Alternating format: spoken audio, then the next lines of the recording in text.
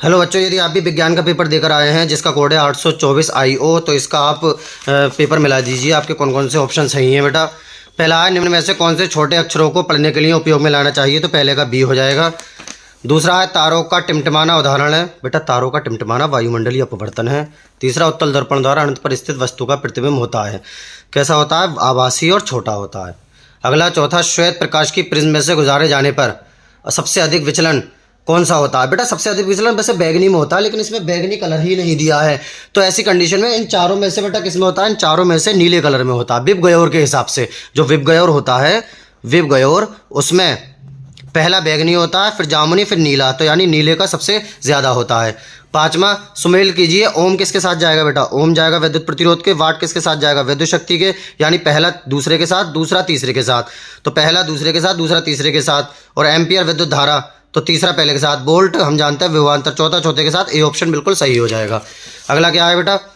Are बाद दो are प्रतिरोधों को जोड़ने पर, तो बेटा पहले श्रेणी क्रम में जोड़ेंगे, फिर समांतर क्रम में जोड़ेंगे। जब हम इसका बटे करेंगे तो हमारा निकल के आएगा छठे का सी। सातवें का बेटा, सातवें का आप कमेंट्स बॉक्स में बताइए कितना आया आपका निकल के। आठवें का क्या है? प्रोपेनल में क्रियात्मक समूह है, तो कौन सा बेटा? इसका ए ऑप्शन सही हो जाएगा, CHO। उदासीन जल का घोल का विलयन के तो बच्चा बच्चा जानता है। 7, निम्नलिखित में से कीटोन, कीटोन बेटा किसमें है? कीटोन एल्केनोन यानी सी वाले में।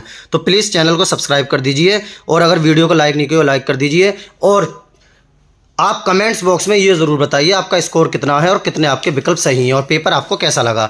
अगला है, ठंडे जल में हाइड्रोजन गैस बनाने वाला तत्व है बेटा। ये तो सब जो धातु होती है वो बनाती है, यानी इसका सी हो जाएगा। और 12वें का किसकी? उच्च ताप पर, वायु में उच्च ताप पर, मतलब वायु की सीमित मात्रा में कह रहा है भर्जन, वायु की अनुपस्थिति में कहता तो निस्थापन। और रासायनिक समीकरण इतना आगे, तो बेटा इसने इसे धक्का दे दिया, अपनी जगह आ गया, विस्थापन अभिक्रिया हो गई। और 14वें का क्या हो जाएगा? स्वयंपोषी पोषण, इसमें तो सभी चाहिए होते हैं। 15वें का पादप हार्मोन कौन है बेटा? साइटोकाइनिन है पादप हार्मोन इनमें। पराग कोश में बच्चा बच्चा जानता है, पराग कण होते हैं। 17वें का पुनरुद्भवन बेटा हाइड्रा में होता है। तो पूरा पेपर वही आया था जो मैंने आपको बताया था। दो तंत्रिका के मध्य खाली स्थान को सिनेप्स कहा जाता है। और निम्न में से कौन से एक परितंत्र का उत्पादक का उदाहरण है? कि तो सभी जानते हैं, हरे पौधे।